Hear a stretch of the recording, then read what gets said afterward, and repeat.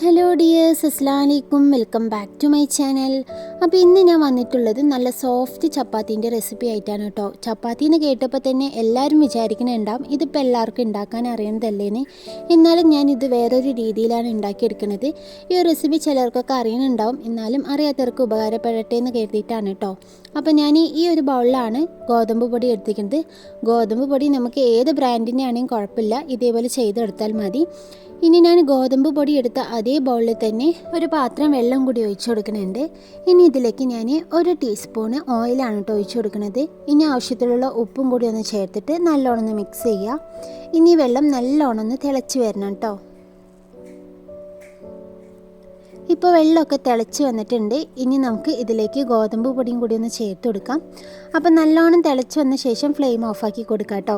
അപ്പോൾ ഞാൻ പൊടി ചേർക്കുന്ന മുൻപ് കുറച്ച് വെള്ളം മാറ്റിയെടുക്കുന്നുണ്ട്. ഇനി ഒരുപാട് വെള്ളം ആവണ്ടെന്ന് കരുതിയിട്ടാണ് കേട്ടോ. നമുക്ക് വെള്ളം തികയാത്ത സമയത്ത് ഇതെടുത്ത് ഒഴിച്ചു കൊടുത്താലും മതി.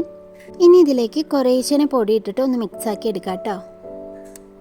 അപ്പോൾ ആദ്യം കുറച്ച് ഗോതമ്പ് പൊടി ഇട്ടിട്ട് നല്ലോണം ഒന്ന് മിക്സാക്കി എടുക്കാം. എന്നിട്ട് ബാക്കിയുള്ള പൊടിയും കൂടി ചേർത്തിട്ട് വീണ്ടും നല്ലോണം ഒന്ന് മിക്സാക്കി എടുക്കാം. അപ്പോൾ ഈ ഒരു ടൈമിൽ നിങ്ങൾക്ക് വെള്ളം കുറച്ചാണ് തോന്നുകയാണെങ്കിൽ നമ്മൾ നേരത്തെ മാറ്റി വെച്ചില്ലേ, ആ വെള്ളം കൂടി ഒന്ന് ഒഴിച്ചെടുത്താൽ മതി. എനിക്കിപ്പോൾ ഇത് കറക്റ്റ് പാകമായിരുന്നു കേട്ടോ, അതുകൊണ്ട് ഞാൻ ആ വെള്ളം ഒഴിക്കാൻ നിന്നിട്ടില്ല. ഇനി ഇതൊന്ന് നല്ലോണം മിക്സാക്കി എടുക്കാം കേട്ടോ. അതിനുശേഷം ഇതിൻ്റെ ചൂടൊന്ന് കുറയുമ്പോൾ നമ്മൾ സാധാ ചപ്പാത്തിക്കൊക്കെ കുഴച്ചെടുക്കില്ലേ, ആ രീതിയിലൊന്ന് കുഴച്ചെടുക്കാം. നമ്മൾ നോർമൽ ചപ്പാത്തി നല്ല രീതിയിൽ കുഴക്കണം. ഇത് അതിൻ്റെ ആവശ്യമില്ല കേട്ടോ, ജസ്റ്റ് ഒന്ന് കുഴക്കുമ്പോൾ തന്നെ നല്ല സോഫ്റ്റായിട്ട് വരും. ഇപ്പോൾ മാവൊക്കെ ഞാൻ നല്ലോണം ഒന്ന് കുഴച്ചെടുത്തിട്ടുണ്ട് കേട്ടോ. ഇത് കണ്ടില്ലേ, നല്ല സോഫ്റ്റ് ആയിട്ട് തന്നെ നമുക്ക് കിട്ടിയിട്ടുണ്ട്. ഇനി നമുക്കിതൊന്ന് ബോൾസ് ആയിട്ടൊന്ന് ഉരുട്ടിയെടുക്കാം. അപ്പോൾ ഞാനിത് ബോൾസ് ആയിട്ട് എല്ലാതൊന്ന് ഉരുട്ടിയെടുത്തിട്ടുണ്ട് കേട്ടോ. ഇതിൻ്റെ ശേഷമുള്ള വീഡിയോസ് എനിക്ക് എടുക്കാൻ പറ്റിയിട്ടുണ്ടായിരുന്നില്ല കേട്ടോ. അപ്പോഴേക്കും എൻ്റെ ഫോണിൽ സ്റ്റോറേജ് ഫുള്ളായിട്ടുണ്ടായിരുന്നു.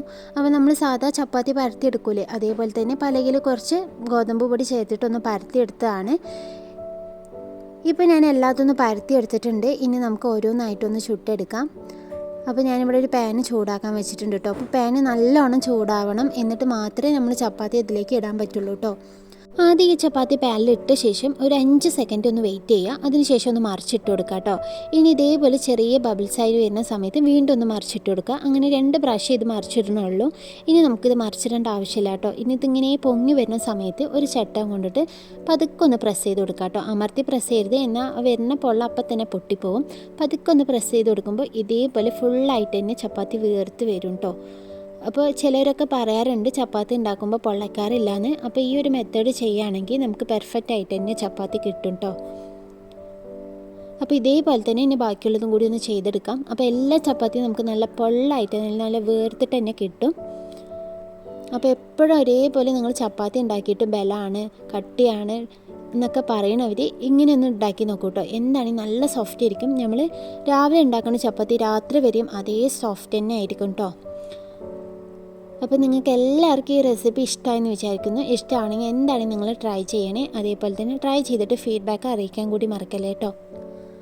അപ്പോൾ എല്ലാ ചപ്പാത്തിയും ഞാനിവിടെ ചുട്ടെടുത്തിട്ടുണ്ട് കേട്ടോ. ഇതൊന്നും ഇങ്ങനെ മുറിച്ച് കാണിച്ചു തരാം. അപ്പോൾ നമ്മുടെ ഉള്ളിൽ ഇതേപോലെ തന്നെ ലെയറായിട്ട് തന്നെ കിട്ടും. നല്ല സോഫ്റ്റ് ചപ്പാത്തിയാണ്. അപ്പോൾ നിങ്ങൾക്ക് എല്ലാവർക്കും ഈ റെസിപ്പി ഇഷ്ടമായെന്ന് വിചാരിക്കുന്നു. ഇഷ്ടമാണെങ്കിൽ എൻ്റെ ചാനൽ പുതുതായി കാണാറുണ്ടെങ്കിൽ ഒന്ന് സബ്സ്ക്രൈബ് ചെയ്യാനും മറ്റുള്ളവർക്കൊന്ന് ഷെയർ ചെയ്യാനും ലൈക്ക് ചെയ്യാനും മറക്കല്ലേ. അപ്പോൾ ടാറ്റാ.